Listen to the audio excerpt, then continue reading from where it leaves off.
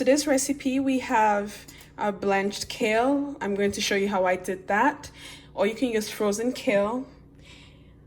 2 Roma tomatoes, some leeks, this is leeks, half a bulb of onion, some habanero. If you do not like it very hot, please do not break this, because once you break it, it will get very, very spicy. Just leave it in there if you want it strictly for flavor. We have some ginger, some salt and Maggi or bouillon powder. This is the beef flavor bouillon. That's about half a tablespoon of bouillon or so. You need to put that to taste depending on how much salt you like to eat or do not like to eat. Some garlic, that's quite a bit of garlic, but yeah. And then some vegetables. So this is pretty easy and I'm going to show you. So we will start by getting our kale ready, and what you want to do is you want to get rid of the harder part of the stem. I need to make sure I'm in frame. You want to make sure you get rid of this harder part of the stem, but you don't want to lose some of that vegetable. So we are just going to gradually pick at it, okay, till we get to about here. That looks so, oh, that's too hard. As you break into it, you can feel the part of the stem that is harder. So this part is good, this is too strong. So you want to repeat that again, like so.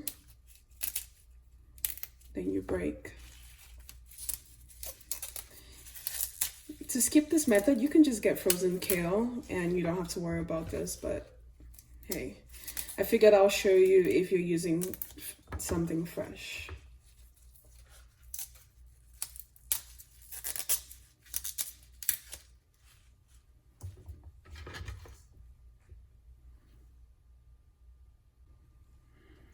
So I have some of the kale ready. My chopping board is quite small, so I'm going to do this, chop it up, and then finish the rest of it. I think I have about a bunch left. So we're gonna chop this up. It looks like a lot, but it's not, because once you blanch this, it disappears. So here's the thing. You wanna hold, as you see it like this, you just wanna hold on to it and try to fit it under your fingers. My fingers are pretty small, so if I can do this, you can too. Fit it on your fingers, get your knife, and we're going to cut. Now, there's no beautiful way to cut this or anything. You just want to make sure that the vegetable is chopped down a little bit. And when you run out of space, just put it right on top of the old one and cut. This is why you clean your counter before doing this, because it kind of spills everywhere as you cut into it. Ooh. So a kale is cut. I'm going to transfer it to a bowl to be ready for blanching.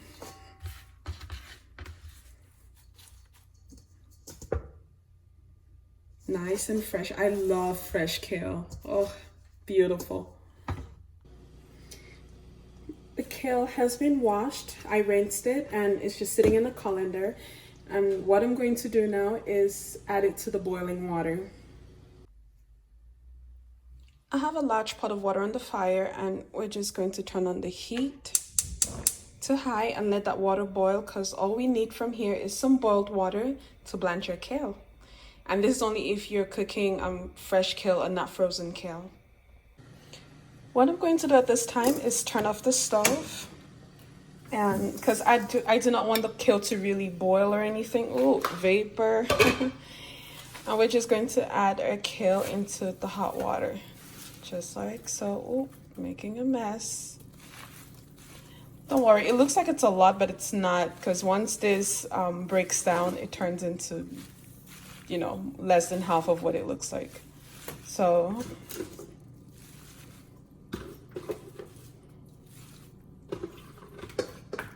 now I'm going to use a spoon or a spatula, whichever one you choose to use, to make sure that this is tucked in nice into the water. Now, depending on how firm or how strong your kale is, you may want to leave the heat on there for just a quick, maybe a minute or so after you've put it in, but you don't really have to. As you can see, that's breaking down already. We're going to just let that break down. Flip it around. Make sure all of it gets completely drenched in that hot water. Now, I love this because it breaks it down without necessarily, you know, overcooking it where you lose the nutrients that kale has to offer, because kale is a very, very good, is one of the best vegetables as far as nutrition is concerned. So yeah, that looks pretty good. That's it, easy as that. Now, if you like your kale a little softer, you can let it sit in that water for a little longer. Personally, I like the texture of, you know, a little firm texture there. I don't like my kale really soft. That's why I prefer kale to spinach. And I know a lot of people hate kale because they say it tastes nasty and all that stuff, but if cooked right, or when cooked right, it tastes good. So now kale is ready. I'm just holding the pot with the kitchen rag, even though this is not hot, but I'm just trying to not burn myself. And we are going to pour this in a colander. Watch out for that vapor because it could burn your face if you have your face directly above it. I had washed this before blanching it, so you don't have to wash it or anything like that. We're just gonna let that water drain out. Ooh, that's hot. I'm just going to let it sit over here.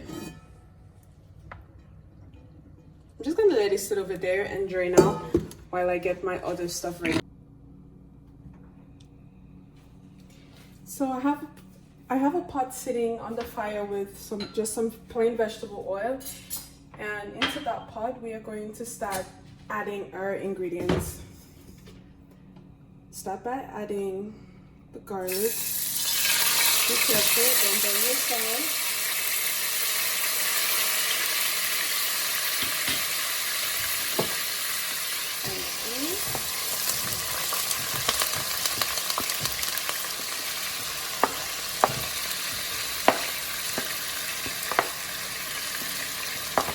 I'll let that sit in there for a little while before I finish with my tomatoes.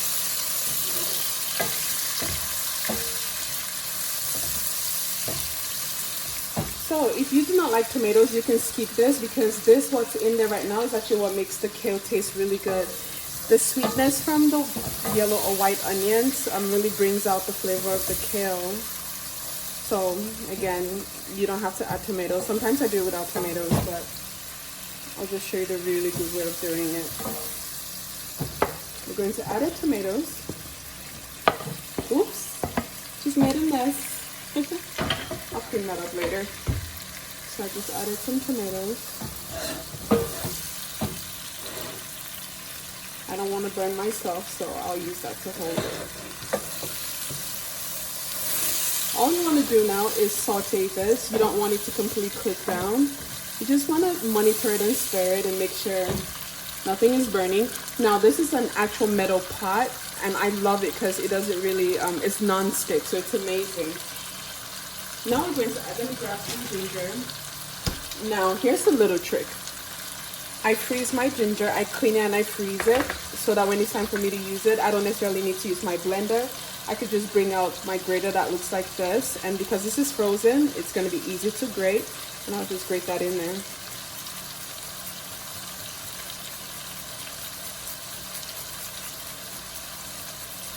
And this grater is really nice because it's not one of those that you have to worry about it cutting you if you do it, you know, if it accidentally touches you. So, but you still want to be careful with it.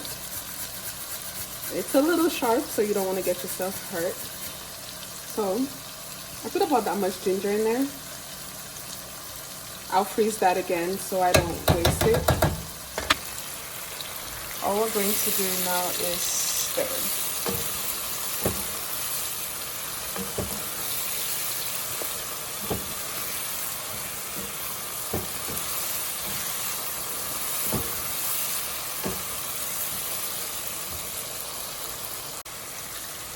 For those of you who do not like to eat very spicy, this is the time to add your habanero. If you do like spicy, you should have put your habanero in at the same time that you put your tomatoes so that it cooks down and really gets dissolved.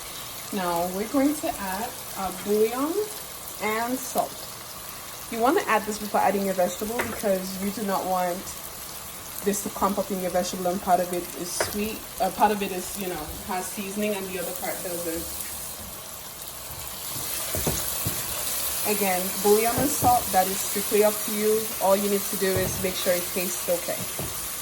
But I do equal parts of bouillon and equal parts of salt. So yeah, that'll all depend on how salty you like your soup to be. Now our kale is done draining. If you can feel some sort of liquid in it, my hands are freshly washed. You want to make sure, you shouldn't be cooking with dirty hands anyways, but since I've been touching my camera and stuff, I had to rinse my hands out for this. You just want to lightly press to get out that excess water. So when you press, it's going to be in a ball like that. You want to lightly press like so, just to strain out that extra liquid. Ooh.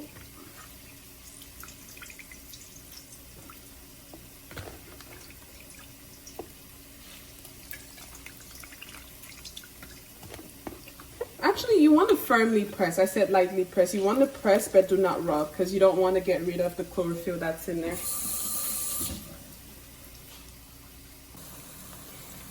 We are now going to add our kale. So this kale has been pressed and strained of all the water. You don't want any liquids in there.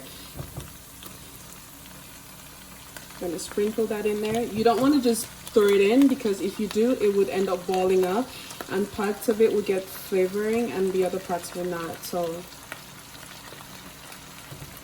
there we go. Don't be wasteful. Now all we're going to do is just mix this nicely. This is pretty much done cooking, because I don't want this kale to, you know, to overcook or anything.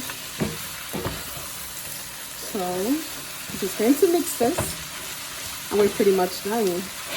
Again, because the kale is blanched, so I mean, unless you're trying to cook down your kale, that's fine. But if you're trying to reap all the nutritional benefits of kale, don't cook it for too long. That's why it's amazing to just eat it raw, and you don't have to worry about losing some of those nutrients. So at this time, it's heat processed already. You don't want to keep cooking it. So personally, at this time, I turn off my stove, again, because I don't want to keep cooking it and losing those good benefits. Now I eat spicy. This is when I will break my pepper.